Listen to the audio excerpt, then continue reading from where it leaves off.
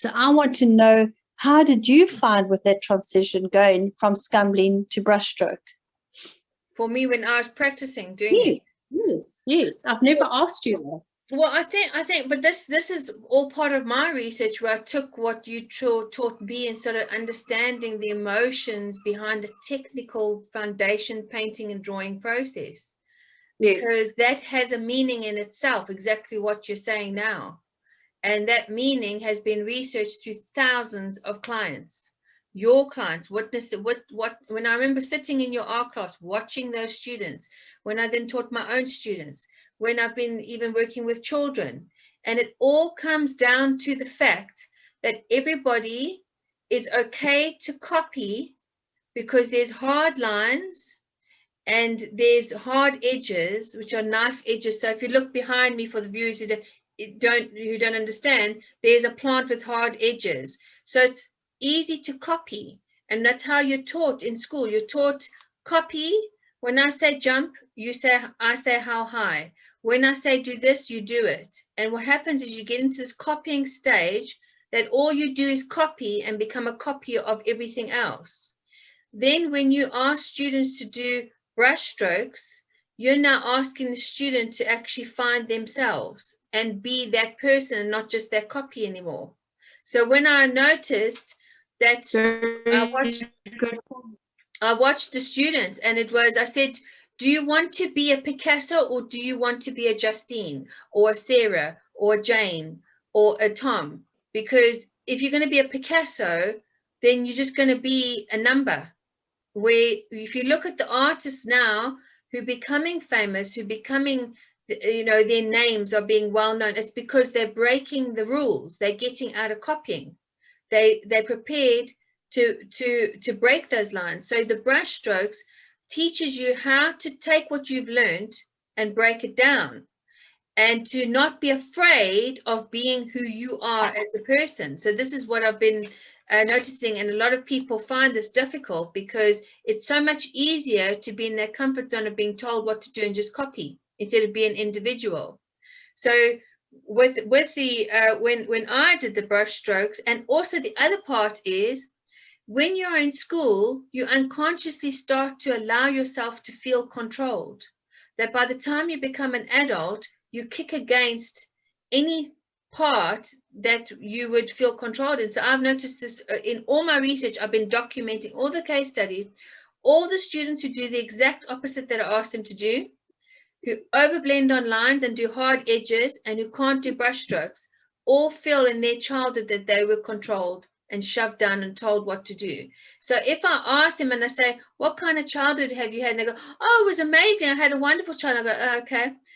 They're living a fantasy, because I rather say, so tell me, who told you too much to do something when you disagreed with them because you actually knew there was a better way?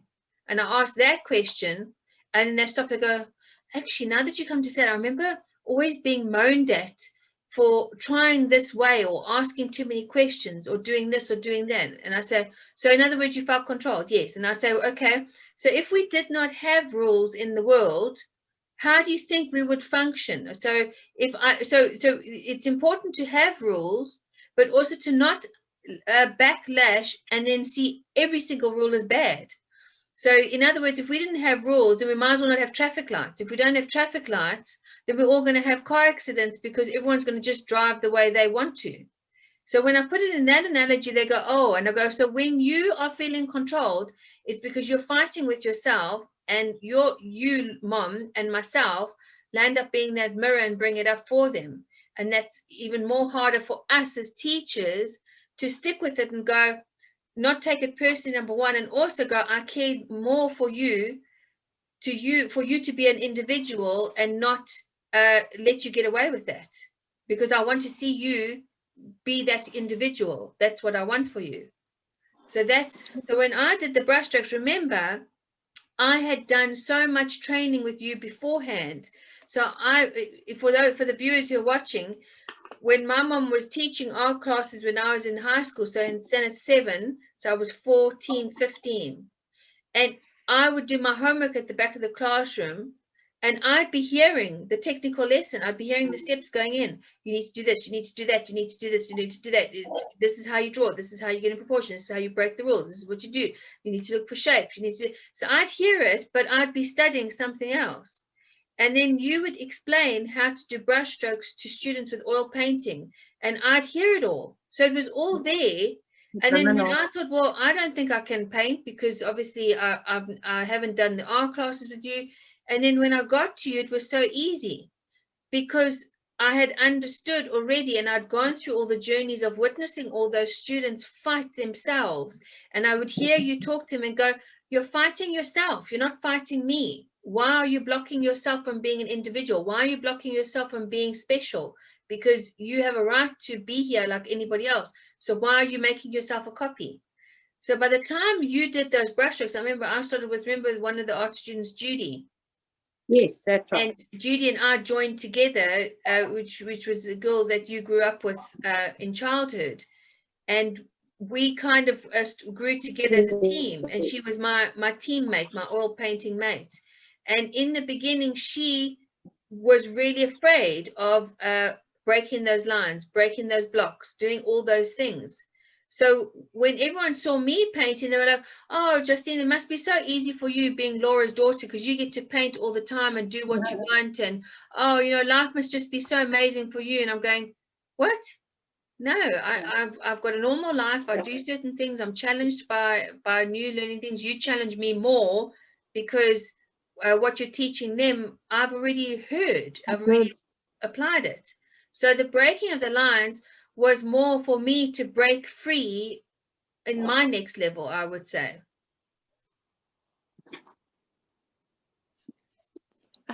Definitely, Justine. I think, I suppose it's like an actor or actress that rehearses and rehearses and rehearses. And when, the night, the opening night comes along, then, they are on cue with just everything. But the amount of rehearsing that takes place before, but let's just go back a little bit. So I was listening to your operative words.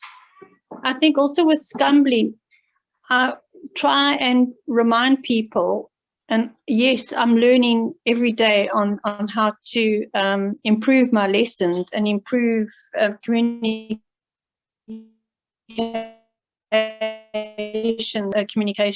and that's with Scrambling. It's more or less, more with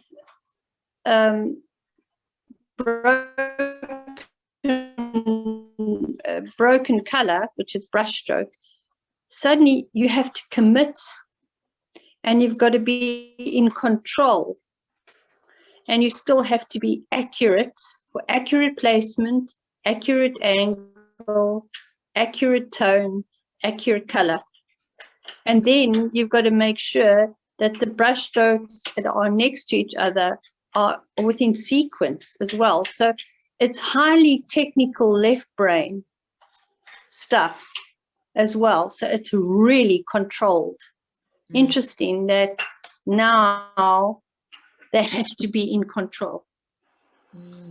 That makes sense. And that makes sense now why people react. Yes, your Scrambling, you are sort of in right brain mode. So you're having fun, more or less. Even the action helps you to relax and be in right brain. But then the left, you have to now appeal to the left brain. Yeah. So it is mental aerobics. Yeah. So, and especially like when you get to that point, even with learning about maths and science, and you've learned so much, and then they really push you to commit to that side and learn deeper in that area. So it all makes sense. So people don't realize they're actually doing university kind of learning at that stage, because it just looks so easy. And where with maths, you just see numbers, so that can look very difficult.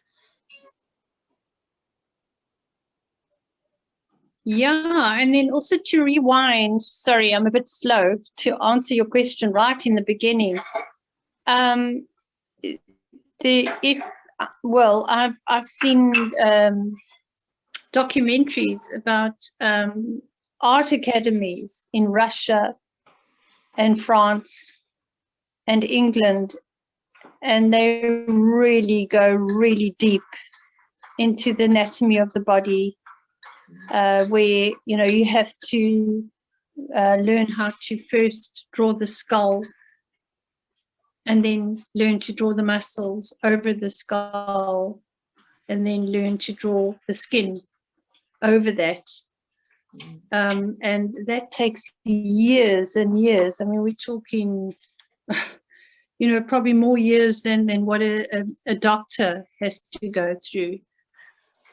Yeah. And that's really deep, long-term expert art at its hardest and greatest, really.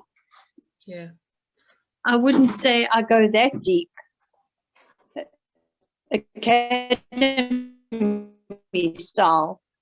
Mine is just more fundamental, mainly more geometry, very important, and then obviously getting to understand color theory, which is a very scientific subject as well.